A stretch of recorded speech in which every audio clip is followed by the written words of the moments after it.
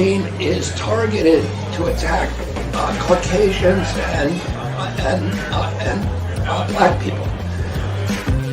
The people who are most immune are Ashkenazi Jews and Chinese.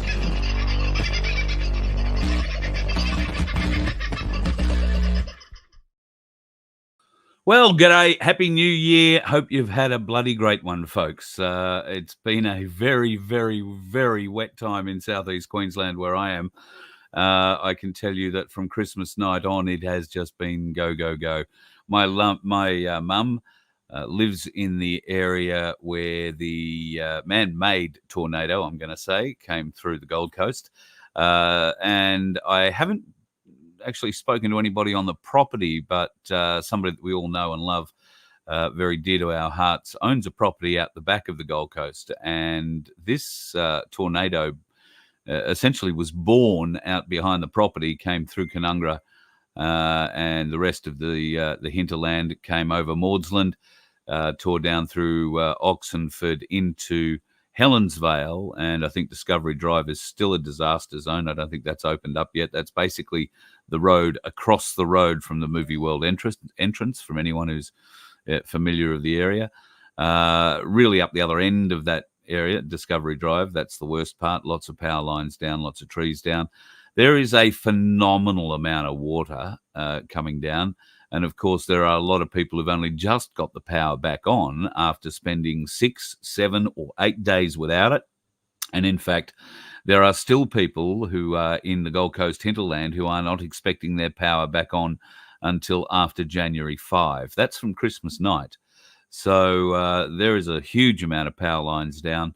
There are crews coming interstate to try and help with the Queensland crews to try and rectify that as fast as possible. And now thanks go out to everybody who is working their ass off. No doubt, not quite the way you'd expected to spend the Christmas New Year break, I'm sure. Although people in this game, I guess, this is the busy time of the year for them. They know they're going to get called out. They know there's going to be a lot of overtime. So, it's the time of year where you don't get to take holidays, I suspect, particularly if you're in the power game and trying to keep power lines attached. What a pity we don't have Tesla power running just yet. But, well, there's a great many pities about a great many things, I have to say. Oh, God, I've just started a program I didn't want to start. Let's turn that off. And I'm trying to bring up a website that I want to show you tonight. Tonight we're very lucky. We've got a couple of guests. Well, I hope we'll have a couple. We may not. We may only have a single guest, and that single guest will be this bloke. This is Camilo. Now, you will have heard of Camilo because we talk about him a bloody great deal here on this show. That's because the Sunshine Coast would be a much lesser place without him. Would you please put your hands together, sit back in your chairs, raise a glass to the man himself. Camilo, how are you, mate? I'm not wearing my special hat in your honour tonight. I apologise. That's in the front seat of the bus. Oh, good evening. So, Camilo, you're running for council. Tell me, what's the thought process there? Well, as you know, I've been working in the background with My Place Nambour. I've been working with all the My Place groups on the Sunshine Coast. We've been quite active with the attending council meetings, and I became quite vocal about the homelessness situation. So My Place Nambour and My Place Coolum, My Place Noosa got together, and we decided to form the Queensland Homeless Working Group, which we did MOUs with a couple of other charities around the area. Yeah. It started off by getting a database of homeless people, and then it developed into me doing some negotiations or investigations with a block of land that's been vacant for 10 years. It's been abandoned and vandalised. And so I've been doing some negotiating with the state government to find out that the site was abandoned because there was a native claim title on it. Right. At one stage, it was offered to the Noosa Council. The Noosa Council rejected it because of the native title claim, plus the fact that COVID hit at the same time. So therefore, the site just stayed abandoned, and it's been vandalised. I sent you the photos showing the amount of vandalism. Yeah. But further negotiations with some of the local Indigenous and First Nations elders, we managed to come up with the grandmother law, and with the grandmother law, we've been given caretaker role with that block of land. Right. And so we've been working with a few groups around Sunshine Coast, and we've finally got to a point now where we've opened it, and we were hoping to get people in there by Christmas, but the amount of vandalism and destruction on the site, we decided that it was too risky putting people there, especially young mums with kids or young families with kids. There was just too much broken glass and other material. So we've decided that this Friday, all weather permitting, we're having a big working bee. I'm just trying to download and get into my system some pictures to show folks here. What needs to be doing just before we get into that. And I'll just select a couple of other photos. Just tell me, when you did the audit, how many homeless folk did you find on the Sunshine Coast? The question was cancelled. Oh, yeah, right. Somewhere between 6,000 and 6,500. Wow. Yeah. Wow. Well, that's almost double since I was living on the Sunshine Coast. I was saying it was about 3. And the latest figures from the state government and federal government show that that's at a crisis point now. It's escalating.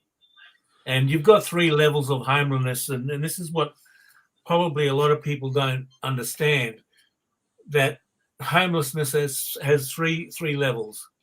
Yeah. You have your level 1, which are those that prefer to be homeless because they've either got a mental health issue or a drug addiction issue, and they're currently being taken care of through the methadone program and other mental health programs. Then you've got homeless stage 2, which are people who prefer to live in mobile homes, like your bus, for instance. And there's quite a lot of people like that who that's the lifestyle they've chosen. So they're still called homeless because they don't have a home as such, but their mobile home is their home. That's the choice that they have, and they travel around and park their vehicles wherever and sleep for the night. And then you've got your level 3 homeless, which we class as being displaced families that it's been caused by, one, the COVID issue, where people who refused to take the poison dart lost their jobs or lost their businesses. The lockdowns caused a lot of businesses to close. Therefore, those people lost their jobs.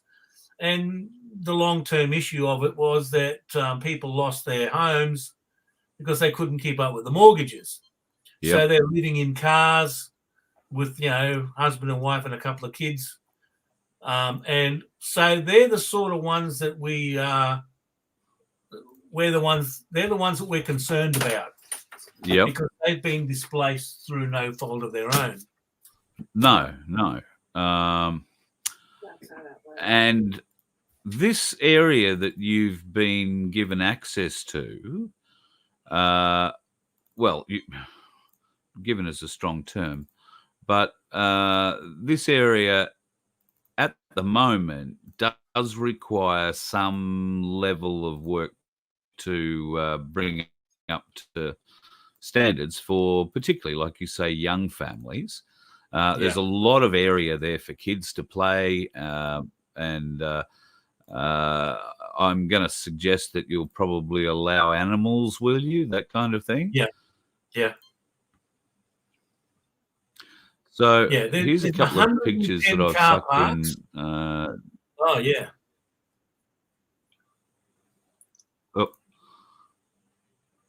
I'll bring it back up. There you go. Yeah. So a lot of the work is actually graffiti. Except for that but one. there is also, as you can see, stuff on the ground there. Yeah, there's a bit of stuff on the ground that is going to need cleaning up, and that one. So some plastering has been kicked in, punched in, whatever the young blokes get up to. All that sort of needs to be tidied up. It doesn't look too overrun by weeds in that shot particularly, but certainly some mowing might come in a bit handy. This area... that current photo there, that has got a sink.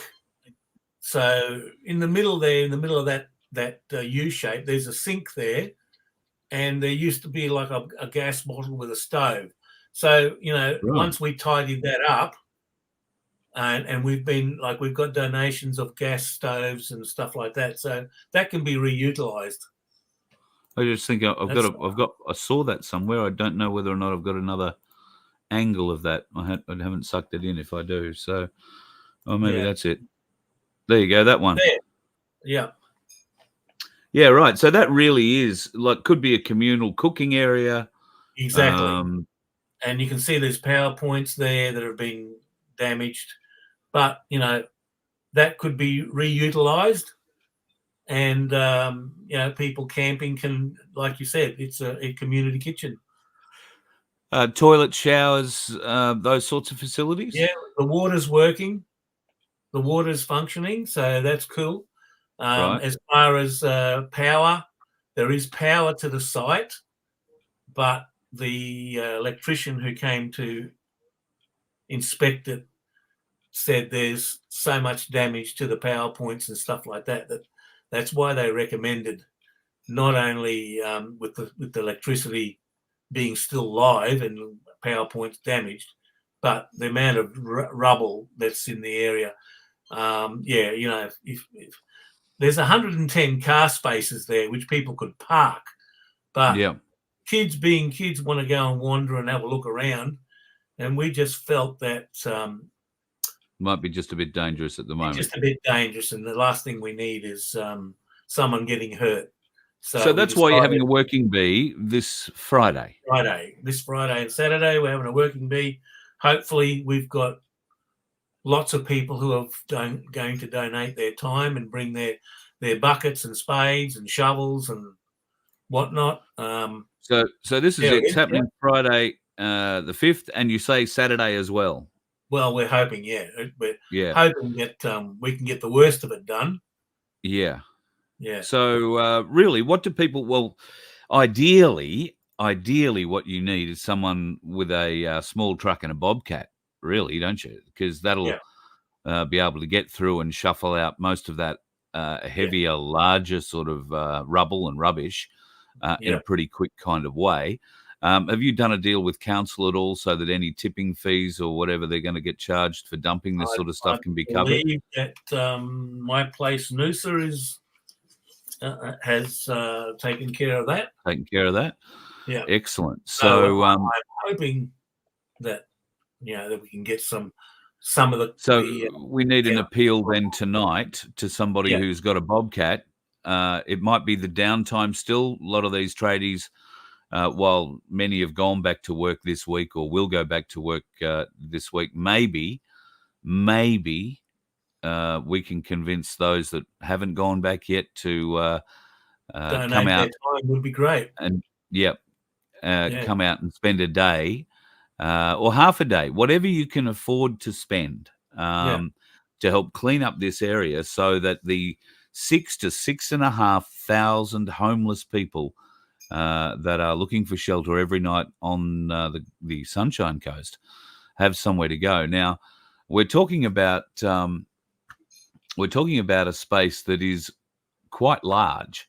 27 Like you acres. say, yeah, 110 car parks. And how many acres? Sorry, 27. 27 acres. Well, you can do a fair bit of kite flying, fair bit of dog running. You can pitch a tent. You can get access to somewhere where there is a fridge. That's the goal, I guess. But Yeah. well, I'll bring up the website for. Well, is it going to allow me to share it? Hang on. Yeah, just click on the homeless icon and it'll take it straight there. Oh, yeah, righto. Well, hang on. Share this tab instead. That's what I wanted to do. There you go. So here is the Community Village site, which is, if you want to come and have a look, folks, communityvillage.com.au. And this explains really what the vision for this area will be. Yeah. A great deal of work has gone into this website. Can I just compliment you and your team, Camilo? It's a beautiful website. Greg's done a fantastic job.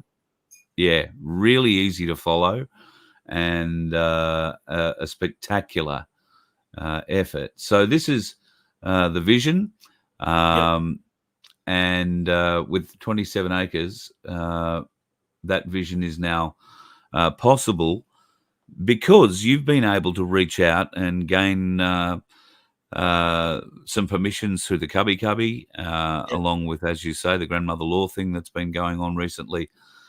This stands to be one of the greatest, most significant homeless. Well, I don't want to call it a shelter, but one of the greatest deeds done for homeless in this state. Yeah, I would say in its history. Australia-wide.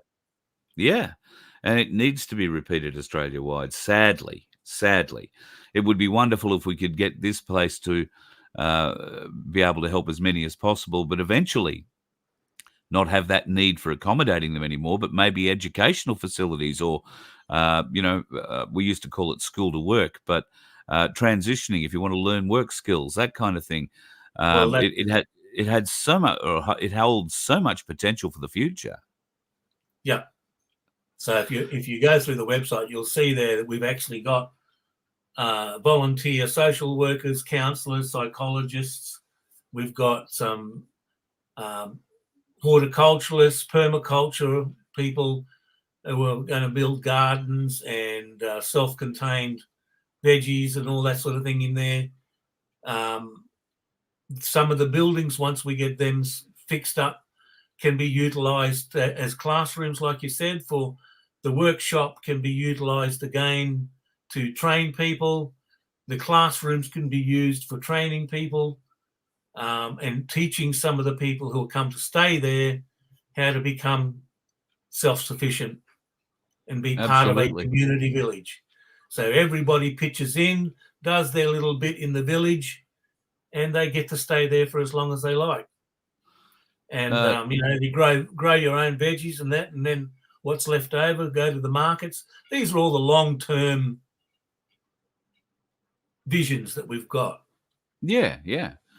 I think it is just one of the most amazing and well thought out strategies for 2024, mate, for the homeless for 2024.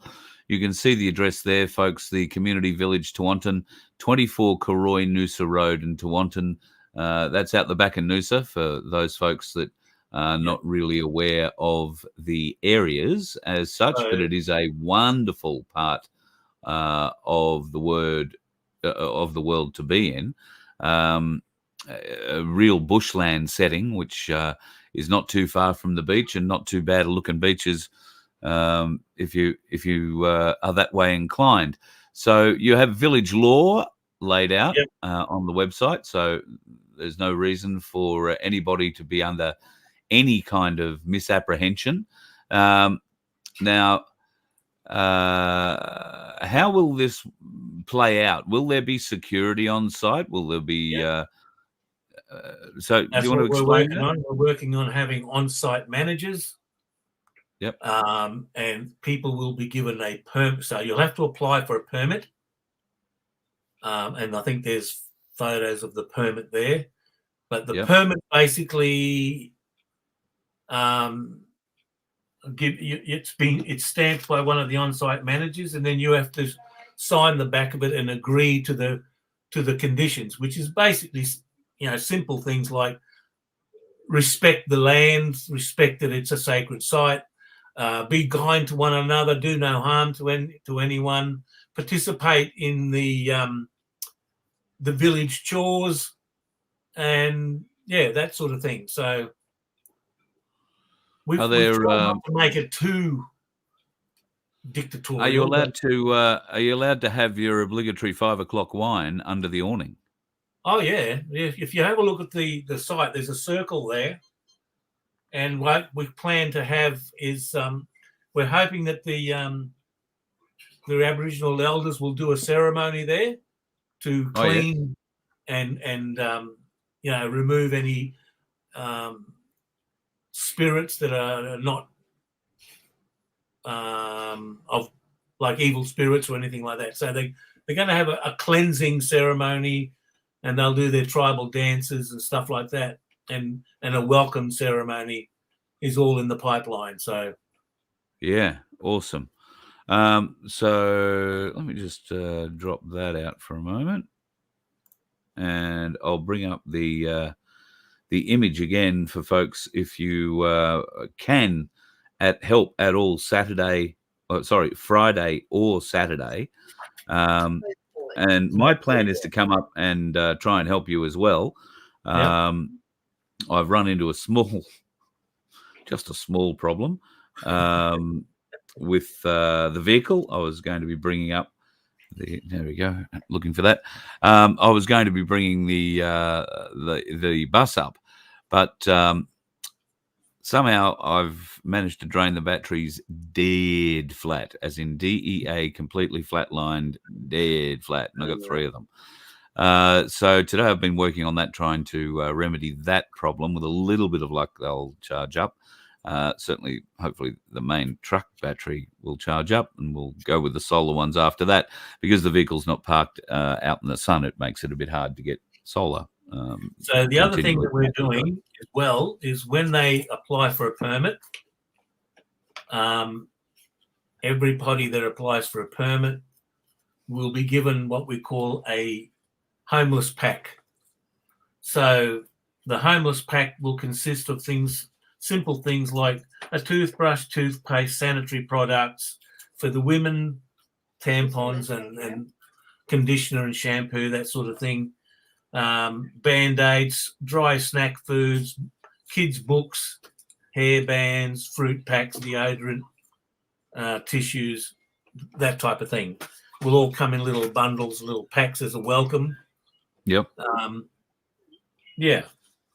That sounds wonderful, mate. And these packs are all being donated by some of the local businesses and then put together by our My Place women.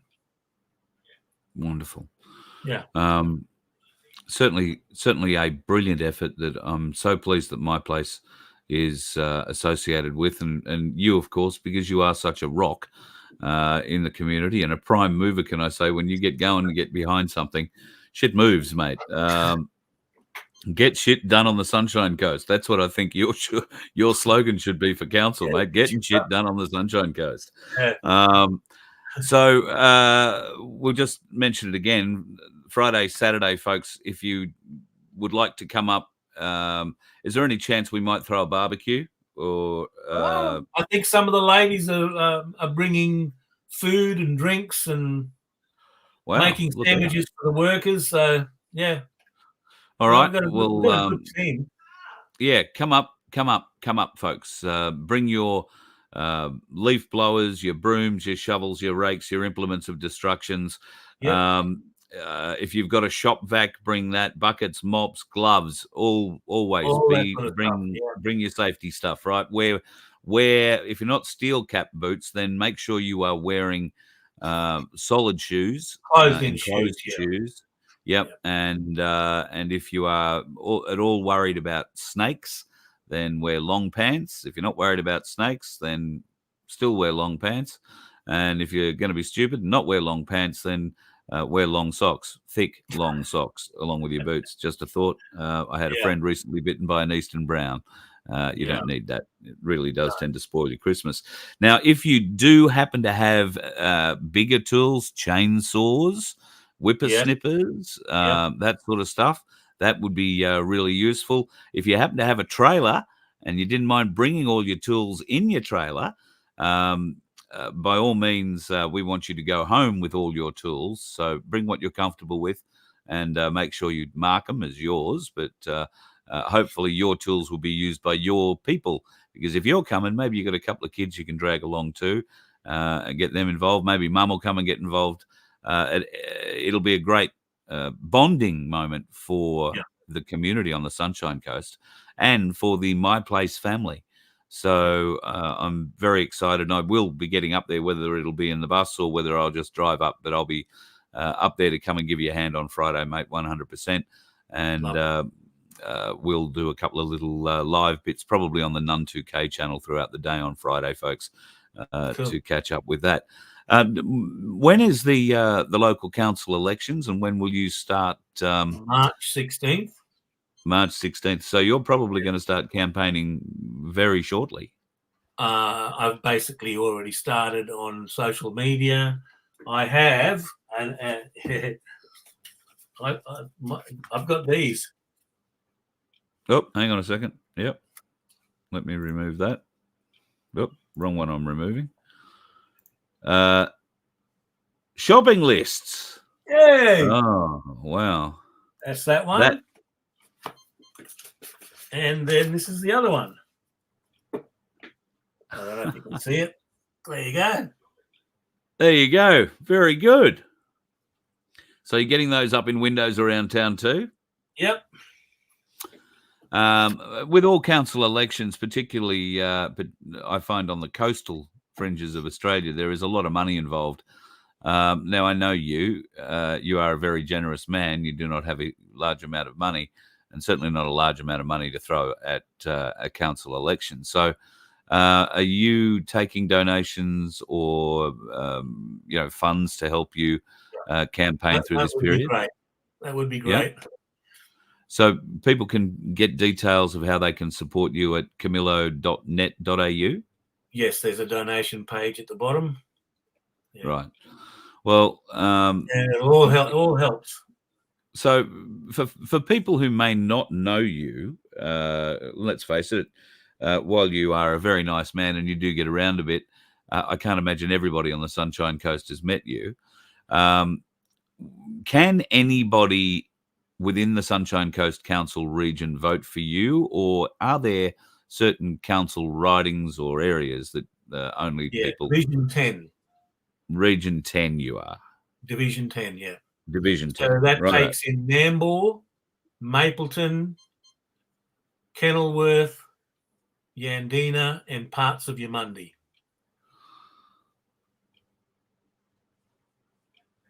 Okay, so pretty much the northern... Yeah, it's a big area. Yeah, pretty much the northern side of the highway, right up to the back of Noosa. So that's a pretty broad area. Yeah. So I've known Camilo now for a couple of years. Is it a couple of years? Well, certainly 18 months. Be. And he and his lovely wife Tammy, who's hiding off in the background there because she never likes to come on and smile, are just wonderful people and so dedicated to community. Camilo has volunteered his time since his retirement to go and help people in courthouses around the Sunshine Coast. And he's a great document signer, always has been a wonderful document signer. But let's hope he can get to sign some documents that mean things on the Sunshine Coast are going to change for the better for all of us. And if you happen to live in Division 10 and council elections are coming up, then I would commend Camilo as someone you should highly, highly, highly consider, instead of the person who's probably just nodding their head to all the smart city paperwork that's coming, over their desk and raising their hand at the appropriate time and saying, aye. Well, you don't want people like that on your council. That has to change, and make it start a change on the Sunshine Coast with Camilo. Mate, thank you for coming on, joining me tonight. Your dinner must be ready, so I'm going to let you go. Community back into community. Absolutely, and what a bloody great job you're doing. we the people, government by the people, for the people, of the people. Absolutely, mate. Well, I take my hat off to you. I'll see you on Friday, and I look forward to being able to help in any way I possibly can in the lead up to your election to the Sunshine Coast Council on 16th, you said, of March? Yeah. Bloody great. Good on you, buddy. Good luck. Go and have dinner. All right, mate. All right. Talk to you soon. Friday. See ya. Thanks, mate. Yeah, right. Camilo, on the Sunshine Coast, folks, if you can come and help, if you're up here on holidays, you've got a pair of gloves and a pair of rubber boots. By the sound of it, you might need them at the moment. We would love to see you. So 9 till 3 at the community village at Tewantin, 24 Karoi Noosa Road at Tewantin. And basically, it's a big cleanup. So strong shoes, and make sure you bring something gloves-wise for your hands. If you are a painter at all, or you happen to have paint rollers, paint brushes, that kind of thing, paint trays, that would be very useful. There is an awful lot of graffiti there, obviously. A lot of that's going to be obviously washed over, wiped over, or stripped off. Council do have, whether or not they're going to help, council do have certain graffiti stripping chemicals that they spray on and basically melt the stuff off. I don't think Camilo and the team are going to have much access to that. So my guess is it's going to be a fairly thick covering of an undercoat before we can do much by way of normal painting on there. But if you can help, more hands make light work. And there is a bit of work there to go. As we said, and some of those pictures show, if you have a bobcat, if you have a little truck or a trailer that you tow it around on, and you're prepared to donate a day, it would be such a help for some of the bigger bits of rubble and some of the bigger bits of rubbish that are floating around. There is some air conditioning ducting and stuff that's down that's got to go away. Mostly, folks, it's brooms. Bring big yard brooms and shovels because there is a lot of broken rubble, small bits of rubble, and glass. So be prepared. Lots of glass. And so bring brooms, shovels, implements of destruction. If you do happen to have a bobcat in the backyard, please bring that. And the truck that you will bring it on, we'll put it to good use. And as Camilo said, the My Place Noosa team are looking after all the dumping fees at the tip, so there won't be any problems with any of that. Really appreciate you if you can go and do anything in regards to that, and I'll see you up there on Friday for it. Looking forward to it. Let's get into the room, say hello to a few people. My apologies. I think Michelle Bradley was she Michelle Bradley Smith the first in the room tonight? God, you've been talking a lot, folks. There's bloody plenty of comments. Yes, she was. Howdy. How are you, doll? I hope things are well and you're not too wet up your part of the world. If you're not wet yet, trust me, it's coming. It seems to be blowing north at the moment. So good luck to you if you're all up there. Sunflower, God love you. Yes, many prayers to those affected by the storms and the rain. I'll get into the storms and the rain in just a minute or two. Brucey boy, Happy New Year to you and the lovely Pete in Victoria. I hope the two of you had a fabulous Christmas, New Year, and life, the universe, and everything is going well for you and yours. Zippy, I missed you too, mate. I know I got told off for being so long away in between drinks. I do apologise. There was no drinking really going on. It was more like watching out for Mum's place, which did suffer a bit of damage. But nowhere near the damage that many others have suffered in and around the northern Gold Coast area, the Upper Coomera, sort of Hope Island. And I think I spoke about it the other night, Ephraim Island, Paradise Point, all through there, really, really, really, really badly messed up. Big trees uprooted and thrown across roads, and brick walls knocked over, all that sort of stuff. So yeah, very, very messy indeed. Linda Bailey, Happy New Year to you. Hope you are doing well. Peace and prosperity, positive outcomes for 2024. God, aren't we all wishing for that?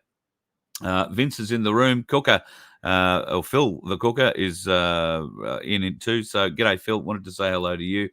Vince and I have been chatting today. He's the one who's helped me figure out my issues with batteries. Well, I don't know if we figured them out, but at least I can figure out now if I'm not figuring them out. Does that make sense to you? Did I thank you, Linda, for your donation? I really appreciate the sticker. Thank you so much. All right, let's go back to the live chat, see who's doing what, where, and why.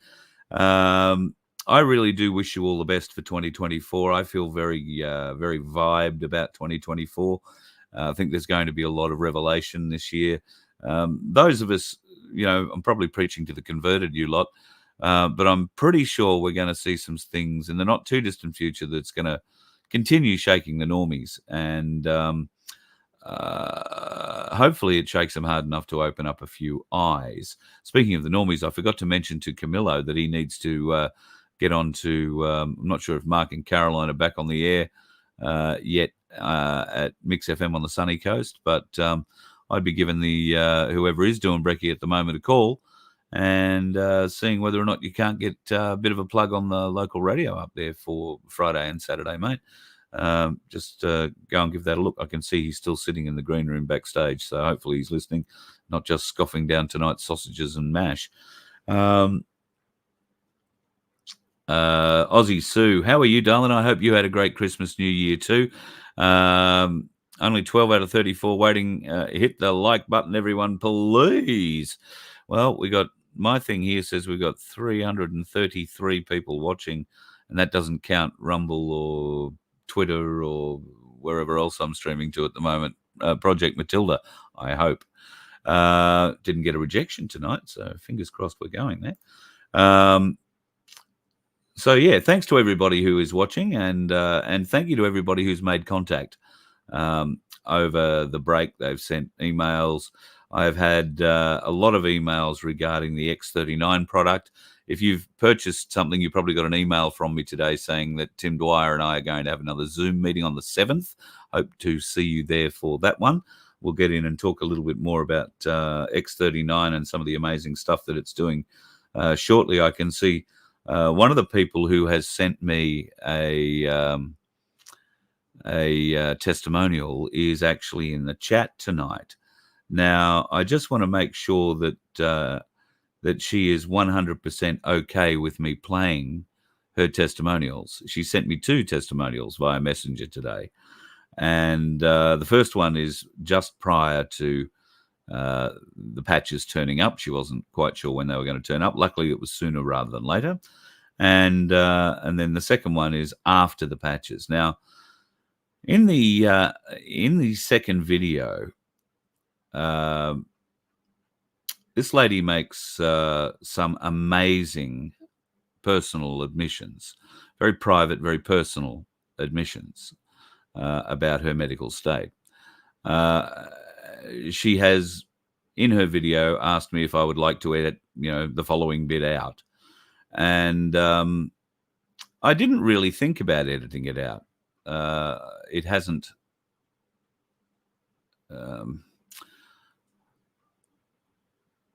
it has no impact on me, what she has said, outside of I think you're a terribly wonderful, brave lady to tell us your story. And I am very happy to share it, provided that you still feel that way. So you know who you are, and I guess if you do say anything in the chat, it's going to identify you. So maybe don't. I'm going to play your video, and I know from our previous discussions, I'm pretty sure. Oh, there you go. Thank you, Laurie. All right. Well, I'll do that. I was going to leave this till the end, but we'll play it now because we're talking about it. So Laurie is a lovely lady who has made contact with me and asked to get a couple of patches. So I sent those couple of patches to her, and they had a little bit of an effect, maybe. But she ordered more patches on the back of that. And, well, Maybe I'll just let her tell the story, shall I?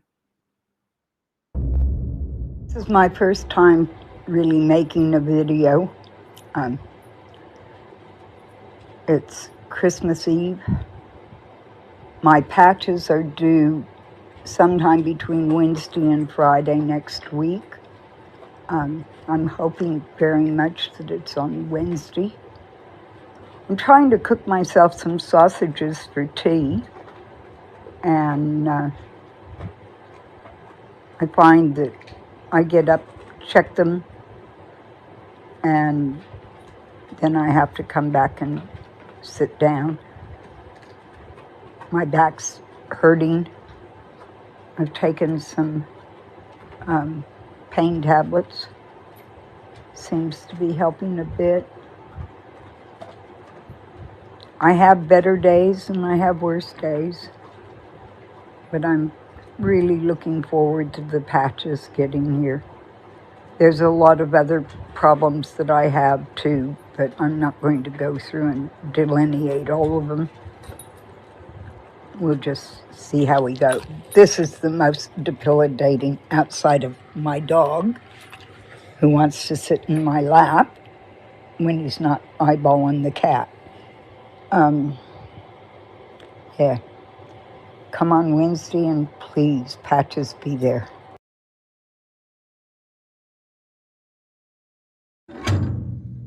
My patches did get here on Wednesday, and I have been wearing a patch every day since.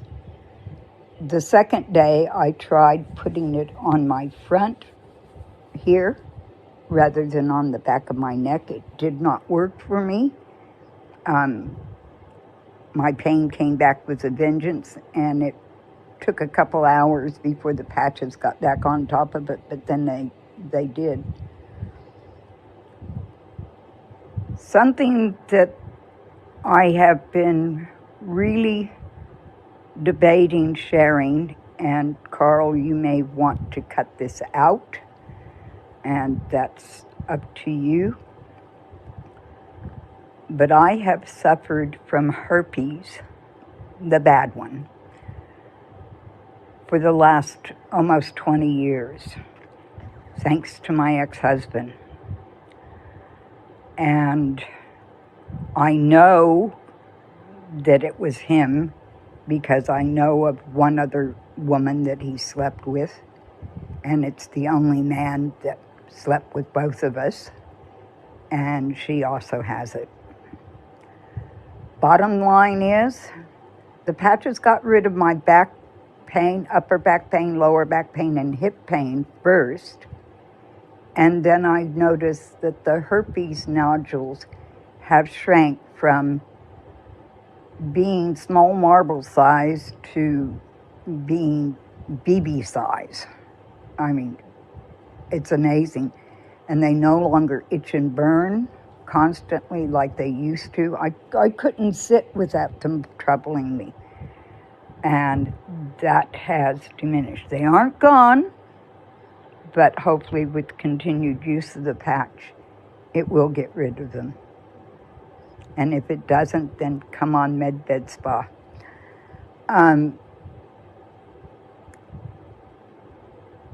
Yeah, I am ecstatic. I am giving patches out 2 at a time to people to try and get their opinion of. And we'll see where it goes from there. Thank you, Carl, for sharing this amazing, amazing product. Wow. Thank you, Laurie, for sharing your results. Your testimony is both amazing and beautiful and very personal. Thank you for sharing that. To be honest, it's not something that I'd ever thought about, the effects for folks with herpes. But if you are showing signs of at least some relief out of it, then thank God. Thank God. I do know a number of people, as it turns out, with herpes, and each suffers in a different way, some more debilitating than others. So I can only imagine what it's been like for you living with it for 20 years. So if you are getting some relief from it, thank God, and thank you for sharing. The X39 patches are having a dramatic effect on, let me say, because I'm no good with numbers and percentages, but I was going to say 96%, but let's be conservative and say 90% success rate. I have had a couple of emails from people where they have had no perceivable help when it comes to relief of pain. However, they've only had the 2 patches to try, and it's up to them to choose whether or not they want to go forward and see whether or not there have been some improvements after a month's worth of use, which I would think if you're going to give it a go and you've had something wrong with you for a very long time, it would be pretty naive to think that it's just going to work overnight. If it is something, I was going to say, as simple as pain, then maybe it will help overnight, because we have seen plenty of overnight success stories with Carol, with Kate. Not so well. I'm not sure if Laurie was overnight success or not, but there are others where it takes longer. There is no guarantee for how much time it's going to take to make this thing work. And your body does have things going on with it on the inside that maybe you're not aware of. And so working on... And look, here's an example. Today, one of my dear friends sent me a news item coming from Channel 7 about a story regarding a breakthrough in diabetes treatment. A breakthrough in Queensland, in fact, at one of the Queensland universities, where they have been able to, and this is where it gets a bit interesting, they've been able to engineer something to get the pancreas working again in diabetics. Now, if this is the case and they can do it, where the pancreas essentially comes back to life, it will stop the need for any kind of diabetes insulin needles and monitoring in the future. Pancreas will essentially come back to life. Now, the university is doing this by introducing stem cells into the pancreas. Not necessarily the person's own stem cells. It's a stem cell therapy. And I don't know enough about it yet, but there's a lot of other jibbity jabs going on there. So I'd be very interested to see whether or not there is any kind of gene therapy being used in this new touted, and please God, let it be good, solution to diabetes. It would be wonderful if this can be fixed. However, I'm just a little bit concerned, as I'm sure we all are. So diabetes and a solution that is engineered, or would you expect your pancreas to come back to life if you were working using an X39 patch for 2 days? Would you expect your pancreas to start working again if you were a type 1 diabetic, insulin-dependent diabetic? Would you expect not to have to take your insulin just because you put the patch on for 2 days? Well, no, I would hope you wouldn't. But if you're wearing it for a month or 3 months or a year, you will see a difference in your insulin intake over that sort of time. Now, you won't feel the patches working on your pancreas or your insulin production because there's nothing there to feel. You'll only feel it if there's something going wrong. That's where pain comes from. And this is not me giving any doctor's advice or anything. I'm theorizing about how if these patches work to stimulate our own stem cells, and our own stem cells find the parts of our body that need the most work first, then eventually a diabetic's pancreas has got to really rise to the top of the list, you would think, wouldn't you? So the stem cells will go to work on the pancreas, and a measure of insulin production may return. Maybe. I don't know. What a great test to try, though. Thankfully, I have an insulin-dependent friend, not in a position at the moment to take on the patches on a regular basis. So I hope to be able to get to some position to be able to help her with that, because I think it, from an experimental perspective, it might be 6 months, it might be a year, it might be, God, it could be longer. But I think I would have thought within 6 to 12 months you would see a difference in either how many times a day you need the pen, the insulin shot, and because those insulin pens are adjustable to give you a different amount of insulin depending on how much, what your sugar level is or your blood glucose level is. They're adjustable. So you might be getting less insulin and fewer shots of it over the longer term. So you would need to keep a diary of what you're taking and how many mils you're taking at a time and all that over that period. But by God, it'd be an interesting experiment.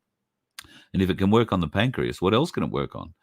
I know just from my own personal experience, I have a knee cartilage issue in one of my knees, and it usually troubles me every day, whether it's a stabbing pain that goes up my leg or a stabbing pain that goes down my leg, or one that just makes my knee throb and swell up for a bit. I haven't had that since I've been wearing these patches.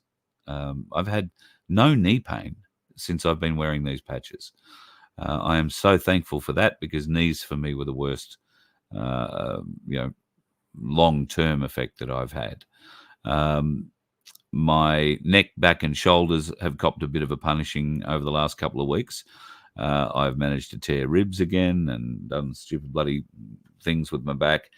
I just want to give that a bit of a rest for a while. Hopefully it will strengthen up a bit. I've been doing a bit more exercise, and yes, I am still drinking the juices. And I've got to say that my juice is nearly as good as the personal trainer's juice. Celery, carrot, apple, and a bit of ginger. Really, really nice. Not necessarily what you'd have to start off the day. I would highly recommend a little under 500 mils of celery juice, and then sticking close to a dunny for a good couple of hours. By God, it's a bit of a clean out, I can tell you.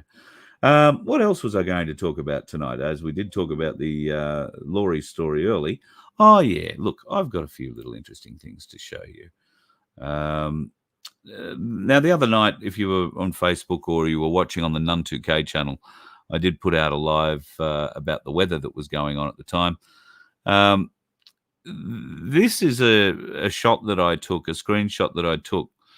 That's Port Hedland far left with two beams coming out of it. And the beams actually appear to be coming off the water rather than the land, but that could just be a graphics thing.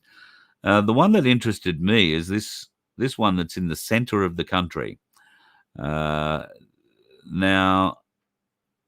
for me, at any rate, and I don't watch these maps and for these things every day, but for me at least, that one is a new one, a new pulse.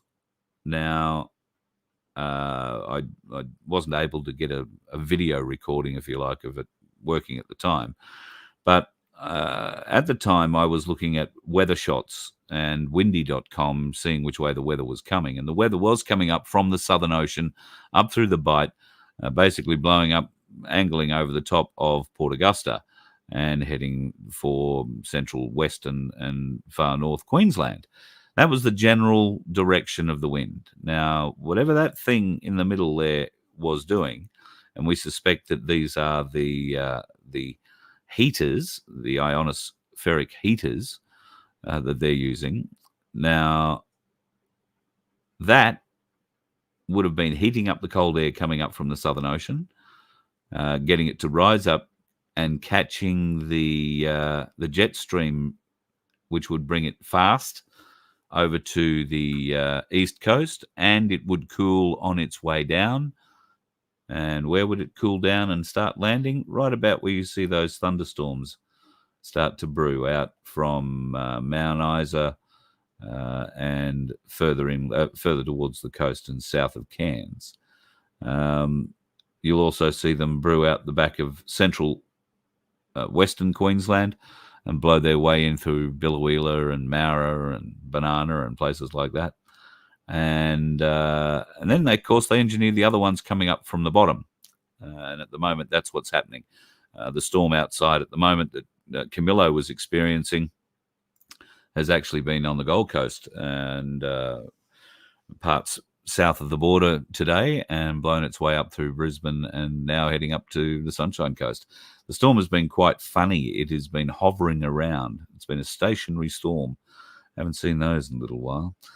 Over the Christmas break, I got bombarded on my phone with an ad for something called Replica AI. Did you happen to see this? If you've got kids, go and see if they've got this piece of shit app on their phone already. Create your own Replica AI. So you can basically generate another person that won't necessarily have to look anything like you. You can have them look and, whatever you want, whichever way you want. The bit that really got me, though, was the tagline in the whole thing. I'm always ready for NSFW roleplay and share hot photos with you. Now, do you know what NSFW stands for? Not safe for work roleplay. I'm always ready for not safe for work roleplay and to share hot photos with you.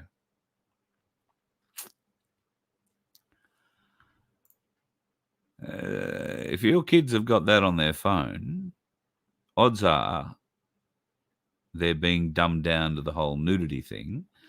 And I'm just so concerned about it on so many levels. However, don't download it. If you find someone with it on their phone, try and educate them. It's a very dangerous thing to have. It's a Chinese made app. There are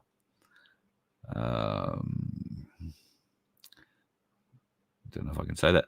There are significant challenges with Chinese technology and particularly apps. So you might be aware of the TikTok app and the problems that are associated with that. If you have TikTok on your phone, and I don't know how many people I've told this to, they just don't care. If you have TikTok on your phone, then the Chinese government are spying and they are taking all your data.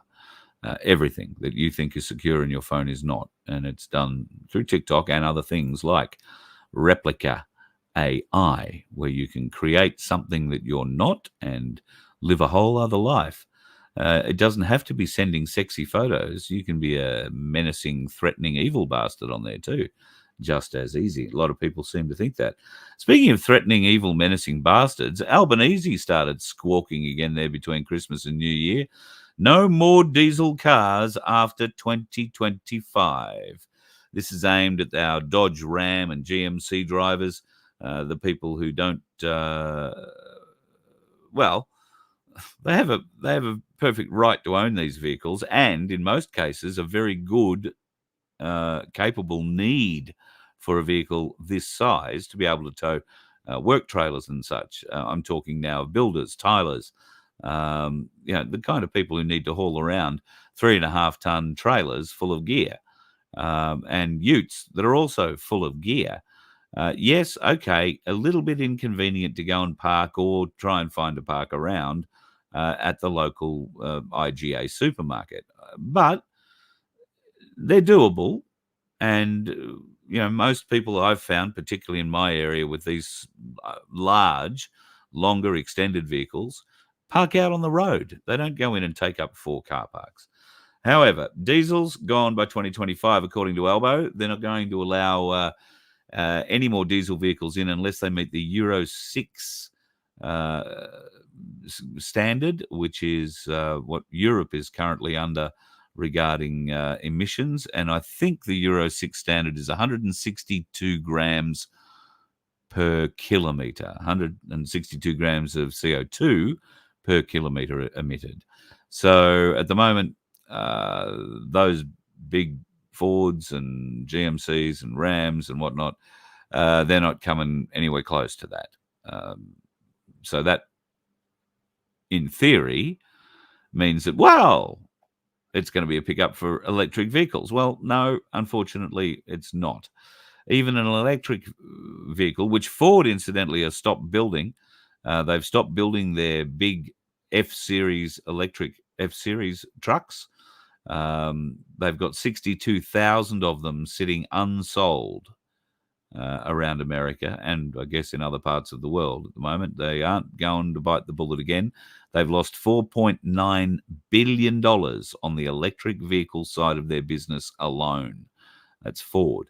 So, yeah, electric vehicles, particularly big,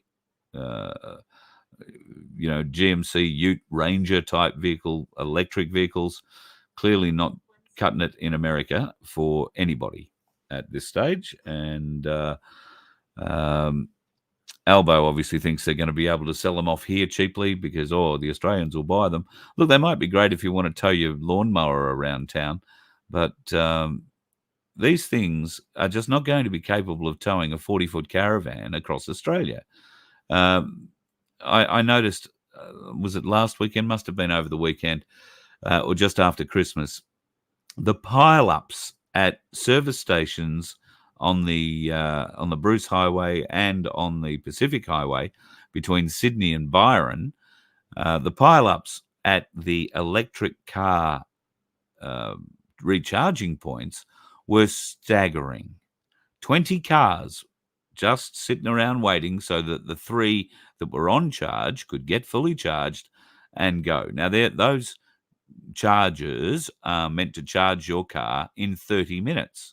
But I don't know if that's 30 minutes to just get you another, 100 Ks up the road, or 30 minutes to give you a full charge. I know that the same car, if you to bring it home and plug it into your garage at home, it's going to take 10 hours to charge your car to full. But out on the highway, they reckon half an hour or so. Superchargers, I think they're calling them. Well, they're not too super because the people who park at them don't sit in them for half an hour. They don't want to sit in a stinking hot car without any air conditioning while it's charging. So what do? They go off to the servo. And they go and have a cup of coffee and a wee and a walk around. And no. Instead of being half an hour, they're 35, 40 minutes. By the time they get back, there's 3 people lined up behind the 3 people who are already lined up to get into that one car recharging point. And the most frustrating thing for anybody who comes in at that point is that they have no choice but to wait. So with every 20 minutes, half an hour that you average out for each car, there are 3 charging points and there are 25 cars. You do the math. You're going to be sitting at that servo for a couple of hours before you are able to get going again, if not more. Now, that was just a quiet day where there were 20 cars waiting. There are stories on the Hume Highway that are much worse than that. So electric vehicles in this country, if you've got one, I hope you're living in the city and you feel really good about yourself because, how many kids died to make the lithium-ion batteries that power your vehicle? Guess you'll never know. Nobody ever does. What else has been going on in the wild world of things? There was something I was going to show you. 29th of December. Switzerland is such a beautiful place. I don't know if you've ever been there. I was lucky to go there once. It really is as beautiful as all the pictures that you've seen say it is. And yes, they really do have an overabundance of cuckoo clocks. But right now, over Geneva, there's all sorts of weird shit going on. And as of December 29th, it was this Check kind of out weird. this wild video from Geneva in Switzerland. On December 29th, 2023. No coincidence, I'm sure, that that's the same location that CERN's particle accelerator's at. It looks like they are opening portals again. I'm sure the boosted community will just claim it's a thunderstorm. It's called weather. What do you think? Bit interesting, eh? I found it a bit weird myself. But had it confirmed, I have a friend in Geneva, and sent him an email and got confirmation that, yes, weirdest electrical storm they've ever seen happened on the 29th of December. So a lot of weird things happening around the world now, as it turns out, weather-wise, that people have never seen before. There are people who've lived through this tornado experience on the Gold Coast. The Gold Coast has never seen a tornado. Australian, landmass doesn't generally get too many tornadoes, and we certainly don't have a tornado alley like Americans do. God forbid that we get one, and if it starts up using the Gold Coast as a homing beacon, that's not going to be real flash. If you haven't already, go and have a look at some of the amazing videos that people took of that weather coming through. But truly frightening is the one where the lightning illuminates the vortex, the spinning vortex, and people are sort of talking about it. Wow, is that actually a tornado? And clearly, after a bit of deliberation, the Bureau came out and said, yes, it was in fact a tornado. It started out the back of the hinterland at Cedar Lake or Cedar Creek, where the winds were a bit over 100 kilometres an hour. By the time it got through Canungra, they were approaching 140, 150 kilometres an hour as they came over the hinterland into Maudsley, Upper Coomera, Oxenford. The winds were at 160, 170 kilometres an hour. As they passed over Movie World and headed up Saganto Drive or up Discovery Drive in Helensvale, they were over 200 kilometres an hour and maintained that right the way across until it got to the water at Ephraim Island and disappeared out into the Broadwater at 200 kilometres an hour. And I do have some photos of the damage that was done at Ephraim Island and other places. I'm sure you can see that yourself. So my thoughts are with everybody who is still cleaning up after that bloody mess. And the fact that today, just here where I live in Brisbane, we got over 100 mil of rain this afternoon it brightened up and the storm blew away. But yeah, just this morning, over 100 mil of rain. So some staggering rainfalls on the Gold Coast in the last few days. 250 mil yesterday, I think it was, on the Gold Coast. That's why we're seeing such phenomenal flooding in places down there. So if it's where you are at the moment and you need a hand, reach out. Don't forget the My Place groups on the Gold Coast and Sunshine Coast stand ready to help. And if you can help, particularly the Sunshine Coast My Place mob on Friday and or Saturday, we would love to have you as part of it. I'll bring that up again just so that you know where and what time you should be where you should be. The address is 24 Karoi Noosa Road, and there is the rest of the details. Friday the 5th and Saturday the 6th, pardon me, 9 till 3. Camilo's the man who's going to be up there along with the My Place Noosa crew to be in charge, try and clean up what is a bit of a mess at the moment, but will become 27 acres of some of the most amazing property that will benefit communities on the Sunshine Coast for years to come. I am absolutely sure of it. So if you can help, folks, please bring yourself, but if you can bring a broom, bring a mop, bring a bucket, bring a shovel, bring a rake, bring a blower. If you happen to have a bobcat, please bring that on the truck that you would normally transport it around in. That'd be great because we can fill the truck up, get that off to the tip.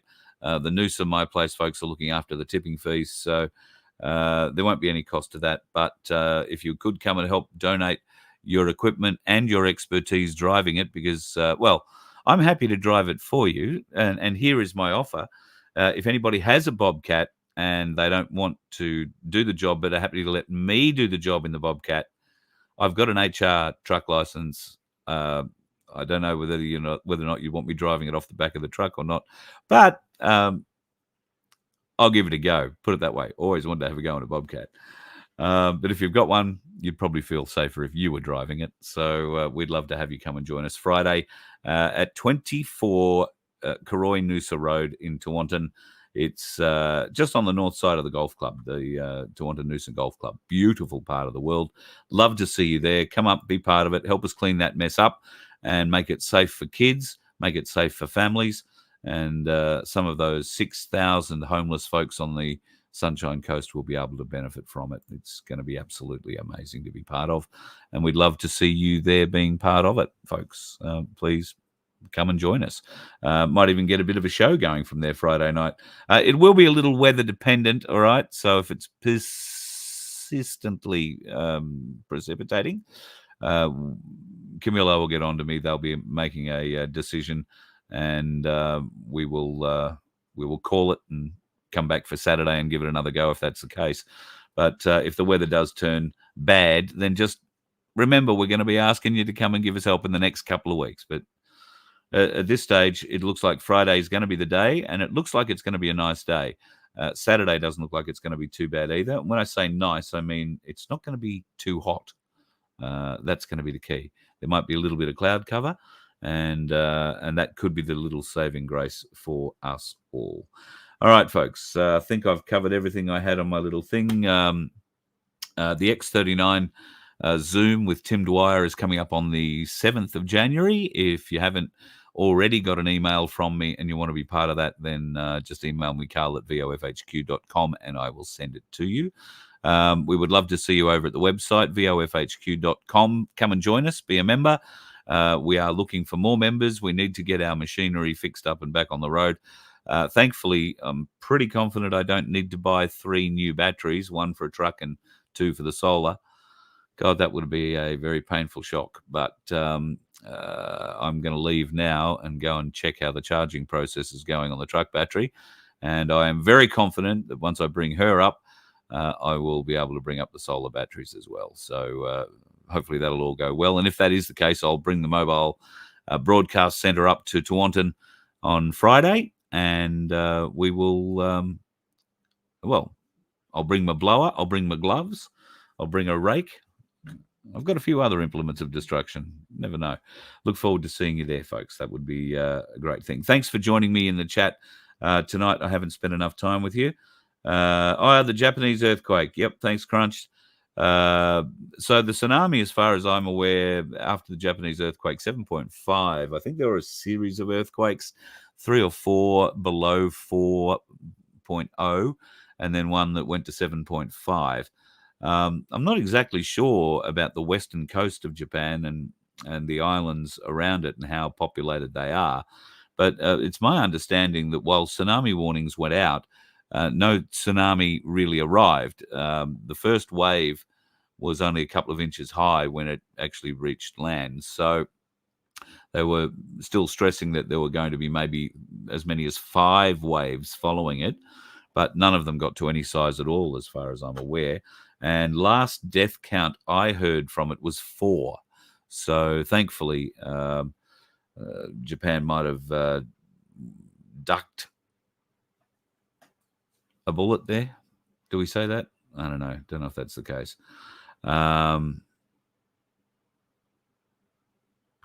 Yeah, Laurie, I just want to thank you again, Laurie. Thank you for your testimonial. And it's great you're still making more discoveries and you're only 7 days in. I've got some testimonials via email, which I'll go through and edit up so that I can show you. Some folks are having some pretty interesting discoveries. Initially, in one lady's case, she didn't feel anything was happening, anything good was happening for a couple of days. It was only about 4 days into it, she began to begrudgingly say, oh, well, yes, I'm a bit better here, or my pain's a bit better there, or whatever. But the difference was noted by her husband in those 4 days. One of the most startling realizations that he had was that she was looking younger. Now, that has been a common thread in comments that I have received. People look younger. After wearing the patch for a week, they look younger. Don't feel like they've got to go and have the Botox injection. Don't feel like they've got to go and, put on the the face tightening gels and all that sort of stuff to get rid of the wrinkles. They look and feel younger. And I would argue that while lighting, plays a certain role, I would argue that listening to Laurie's pre-patch video and watching that, and then back to back seeing her post-patch video and listening to her speak, I would say it's taken years off her. Right? There's just so much more life in her voice, so much more energy in her. There's a smile on her face, or she's threatening to crack one at any rate. So, that's the kind of thing that that I look for, that smile, that realization that there are changes happening. And sometimes they may not be immediately apparent. Sometimes they sneak up on you. And I think Laurie just said she's got, many other things she's learning about what the patch is doing. And she's only 7 days into her first course. So, it's amazing stuff, folks. I pray that it works for you. Unfortunately, there are some that it doesn't work for, or some that get impatient and get off it early. I can only say, in my experience, using very conservative figures, more than 90% success rate, and not just a little bit of success, major success, major benefits in reducing pain, in increasing fitness, or not so much fitness, but increasing energy, stamina, bringing focus and clarity to the mind. So many people saying so many things about these products. I'm blown away by what you're saying and by what we are all experiencing, except for that unfortunate 1% that it doesn't seem to have much of an effect on. For which I'm very sorry, but maybe the next patch when it comes to Australia, maybe that will help you guys. And that's the X49, but that's not available in this country yet, so might be a little while before it gets there. Laurie's just dropping a bit more. Just as a side, your dog had something wrong with his ears, and you've been putting your used patches on the foot of your bed where the dog sleeps, and it seems to be improving his ears. Yep. We get a lot of reports of the dogs improving. In fact, Carol's dog is almost gone back half its age, carrying on like a young blue heeler should. Blown away by that.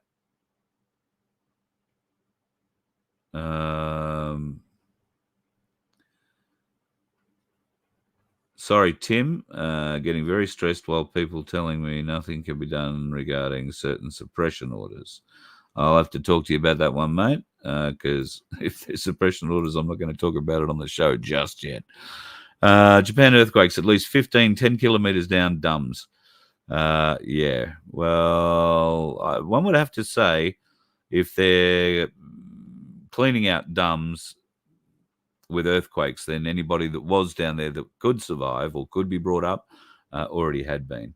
Didn't realize that they were 10 Ks down, the earthquake. That's interesting.